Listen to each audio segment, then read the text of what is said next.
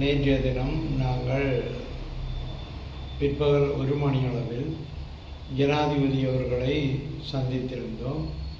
இலங்கை தமிழரசு கட்சியின் சார்பில் 8 பாராளுமன்ற உறுப்பினர்களும் கட்சியின் தலைவர், பொதுச் செயலாளர் உட்பட 10 பேரும் கலந்து கொண்டிருந்தோம்.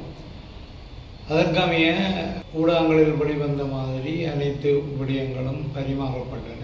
இந்த வகையில் மேலதிகமாக மீனவர்களுடைய பிரச்சனை என்று சொல்லி வடக்கு மாகாணம், கிழக்கு மாகாணம் சட்டவிரோத தடை செய்யப்பட்ட தொழில்களால் மிக மோசமாக மீனவர்கள் பாதிக்கப்படுகின்றார்கள் என்ற விடயத்தையும் குறிப்பிட்டு, வடக்கு மாகாணத்திலே 4 மாவட்டங்கள் மீன்பிடியோடு சம்பந்தப்பட்ட மாவட்டங்கள், கடலில் மீன்பிடியோடு சம்பந்தப்பட்ட மாவட்டங்கள் என்ற வகையில் யாழ்ப்பாணம், மன்னார், கிளிநொச்சி, முல்லைத்தீவு, இந்த வகையில் அந்த மீனவர்கள் ஏற்கனவே பாராளுமன்றத்துக்கு வருகை தந்து மீனவர் இணையத்தால் எங்களை எம்பிமாரை எல்லாரையும் சந்தித்து ஜனாதிபதியை சந்திக்கணும் என்று கோரிக்கை வைத்ததையும், இது தவிர முல்லைத்தீவு சமாசம், சம்மேளனம், சங்கங்கள் உட்பட என்னிடம் நேரடியாக தொடர்பு கொண்டு 16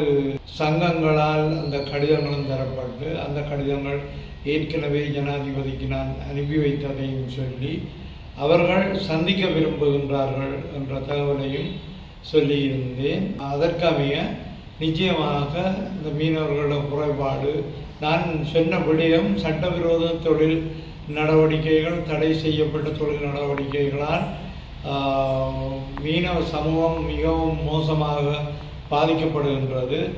இந்த வகையில் அவர்களுடைய கோரிக்கைகளுக்கு அமைய நிச்சயமாக அவர்களை நீங்கள் சந்தித்து அந்த குறைபாடுகளை கேட்க வேண்டும், இதற்குரிய தீர்வு கிடைக்க வேண்டும் என்ற நோக்கத்தோடு நான் கதைத்தவிடத்து, கட்சியினரும் கதைத்திருந்தார்கள்.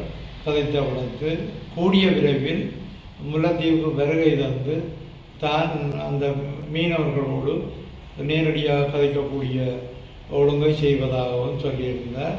இது தவிர வன இலாகா, வன ஜீவராசிகள் திணைக்களம் 2009ஆம் ஆண்டுக்கு பிறகு ஆக்கிரமித்த இடங்களை பற்றியும், முல்லைத்தீவு மாவட்டத்தில் மட்டும் 100க்கு மேற்பட்ட இராணுவ முகாம்கள், அதாவது படையினரின் முகாம்கள் இருப்பதாகவும், இந்த நிலைமைகளை நான் சுட்டிக்காட்டி அங்கு கருத்து தெரிவித்ததையும் அறிய தருகின்றேன்.